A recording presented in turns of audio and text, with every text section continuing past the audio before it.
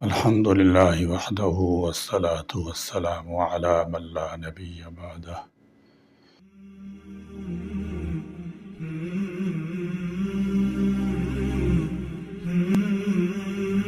اسلام ایک دین فطرت ہے جس میں معاشرت کے تمام تقاضوں کی رعایت رکھنے کے ساتھ خوبصورت انسانی اصول بھی بتائے گئے ہیں۔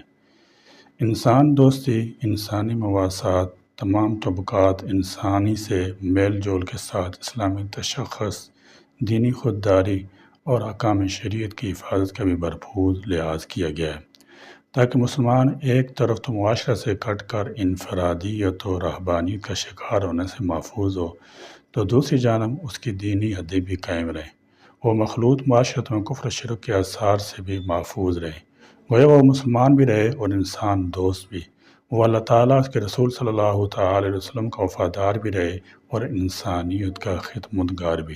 یہی وجہ ہے کہ مسلمان اللہ کا بھی محبوب ہوتا ہے اور انسان کی نظر میں بھی قدر کی نگاہ سے دیکھا جاتا ہے۔ ایک کامل مسلمان کو مسلمان بھی پیار کی نظر سے دیکھتے ہیں اور غیر مسلم بھی اس کی عزت تکریم کرتے ہیں۔ قرآن کریم اور سنت نبویہ علی صاحبہ الصلاۃ والتسلیم نے اس بارے میں واضح اور دو ٹوک بعض ہدایات ارشاد فرمائی ہیں۔ شریعت کی ان ہدایات کو نظر انداز کرنے کی صورت میں بعض مسلمانوں کی حالت یہ ہے کہ ان کی معیشت، معاشرت، رسم و رواج، افکار و خیالات، تہذیب و تمدن، وضاقتہ، شکل و صورت اور لباس و خوراک کافروں سے ذرا مختلف نہیں۔ چنانچہ پاکستان جیسے اسلامی ملکوں میں بھی یہ صورتحال سنگین بنتی چلی جا رہی ہے۔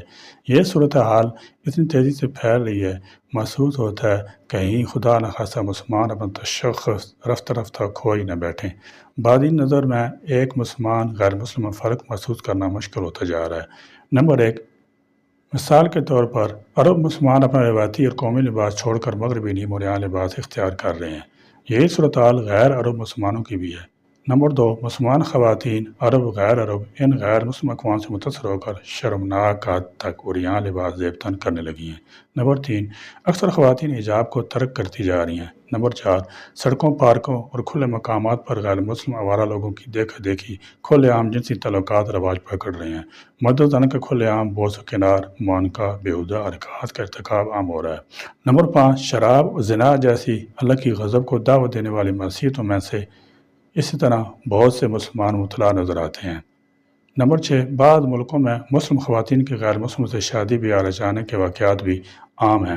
نمبر سات، بڑے شہروں کے ہوٹلوں اور ریسٹورنٹ پر حرام کھانے حتیٰ کہ خنزیر کا گوشت بھی برسر بازار رکھا جا رہا ہے۔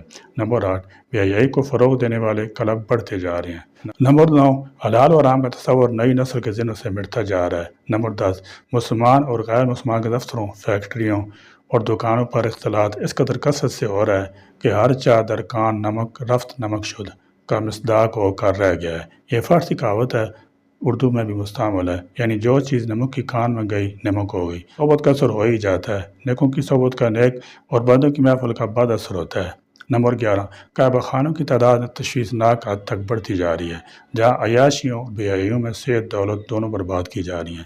یہ صورتحال کا ایک پہلو ہے۔ اس صورتحال کا دوسرا پہلو اس سے بھی زیادہ خوفناک اور خطرناک ہے، وہ یہ کہ بعض مسلم ملکوں میں غیر مسلمانوں کے خلاف اتنی شدت و سختی پائی جاتی ہے کہ غیر مسلموں سے کسی بھی قسم کی تعلق کو روا نہیں گردانا جاتا۔ اس کا نقصان یہ ہے کہ غیر مسلموں سے ہر طرح قطع تعلق سے ان تک اسلام کی دعوت بھی نہیں پہنچ پاتی۔ یہ طرز عمل اسلام کے خلاف نفرت کا ذریعہ بھی بنتا جا رہا ہے۔ یہ دونوں پہلو الگ الگ انتہائیں اور اعتدال سے کوسوں دور ہیں۔ اس لیے ضروری ہے کہ غیر مسلم تعلقات شرعی حدود واضح کی جائیں تاکہ واضح ہو سکے کہ غیر مسلم سے کسی طرح کا تعلق جائز ہے اور کس طرح سے ناجائز۔ اس کی چار قسمیں ہیں۔ نمبر ایک، موالات۔ نمبر دو، مواسات۔ نمبر تین، مدارات۔ نمبر چار، معاملات۔ موالات کسی کے ساتھ قلبی یا دلی مودت محبت کا نام ہے۔ یہ تعلق مسلمانوں کے ساتھ خاص ہے۔ دو مسلمان ہی باہم موالات کا تعلق استوار کر سکتے ہیں۔ غیر مسلم کے ساتھ موالات کا تعلق حرام ہے۔ اس کی نص قرآن حدیث میں موجود ہے۔ آج بدقسمتی سے حکمران و محکوم بھی اس حکم کو توڑتے نظر آ رہے ہیں، جس کے نتیجے کے طور پر مسلم معاشرے میں بیان کردہ نقائص اور خامیاں پیدا ہو گئی ہیں۔ مواسات اس کا معنی ہمدردی اور خیر خواہی ہے۔ اس کو نفر ثانی سے بھی تعبیر کیا جا سکتا ہے۔ یہ تعلق ان غیر مسلموں سے قائم رکھا جا سکتا ہے جو اہل حرب نہ ہو، یعنی وہ مسلمانوں سے برسر پیکار نہ ہو اور حالت جنگ میں نہ ہو۔ جو کفار مسلمانوں کے ساتھ جنگ کر رہے ہوں، ایسے کفار کو حربی کہا جاتا ہے۔ ان کے ساتھ اس طرح کا تعلق جائز نہیں۔ حربی کفار کے احکام الگ ہیں۔ مدارات ظاہری خوش اخلاقی اور رکھ رکھاؤ کو کہتے ہیں۔ مدارات کا تعلق ہر طرح کی کافرت تبلیغ کی نیت سے جائز ہے، نیز مہمان نوازی کے طور پر اور غیر مسلموں کے شر سے بچنے کے لیے بھی جائز ہے۔ سورہ آل عمران کی مذکورہ بالا آیت میں الا ان تتقوا منہم تقا میں اسی مضمون کو بیان کیا گیا ہے۔ معاملات تجارت، ملازمت، مزدوری، بیع شرع کا نام ہے۔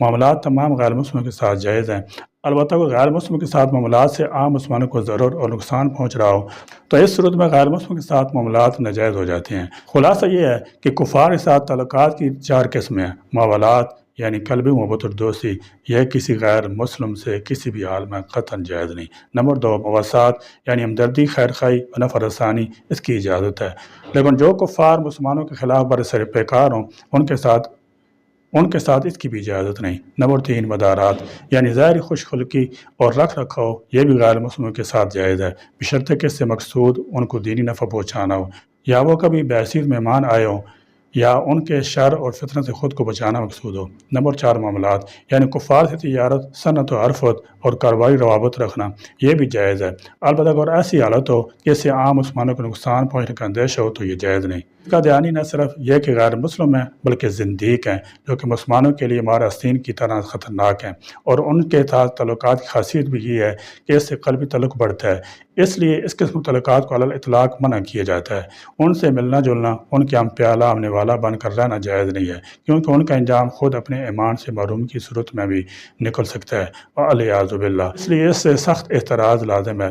اللہ رب العزت ہمیں دونوں طرف سے انتہا پسندی سے بچاتے ہوئے امت وسط کا مصداق بنائے، دین حنیف کے ساتھ اسلام اور مسلمانوں کا سچا خیر خواہ بننے کی توفیق عطا فرمائے، آمین۔ وآخر دعوانا الحمدللہ رب العالمین۔